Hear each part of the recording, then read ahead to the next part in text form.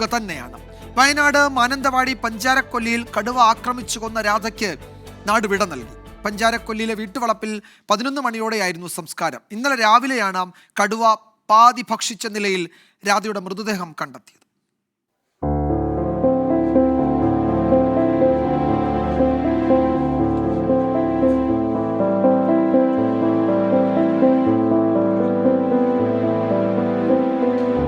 രാവിലെ 9 മണിയോടെയാണ് Wayanad medical college ആശുപത്രിയിൽ നിന്ന് രാധയുടെ മൃതദേഹം പഞ്ചാരക്കൊല്ലിയിലെ വീട്ടിലെത്തിച്ചത്. രാധയുടെ ഓർക്കാപ്പുറത്തെ വേർപാടിൽ പഞ്ചാരക്കൊല്ലി ഗ്രാമം മൂകമായി. ഭർത്താവ് അച്ചപ്പനെയും മക്കളായ അനീഷയെയും അനിലിനെയും ആശ്വസിപ്പിക്കാൻ കഴിയാതെ ബന്ധുക്കളും നാട്ടുകാരും.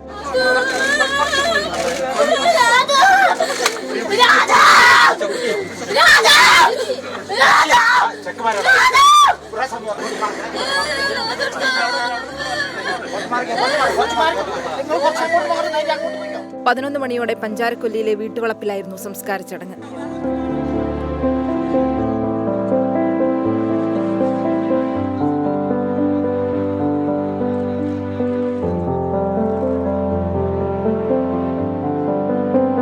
ഇന്നലെ രാവിലെയാണ് കടുവ പാതി ഭക്ഷിച്ച നിലയിൽ രാധയുടെ മൃതദേഹം കണ്ടെത്തിയത്.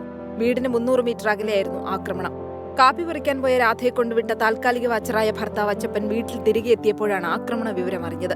യൂണിഫോം ധരിച്ച സ്ഥലത്തെത്തിയപ്പോഴാണ് കൊല്ലപ്പെട്ടത് രാധയെന്ന് തിരിച്ചറിഞ്ഞത്. ടീം 24 വയനാട്.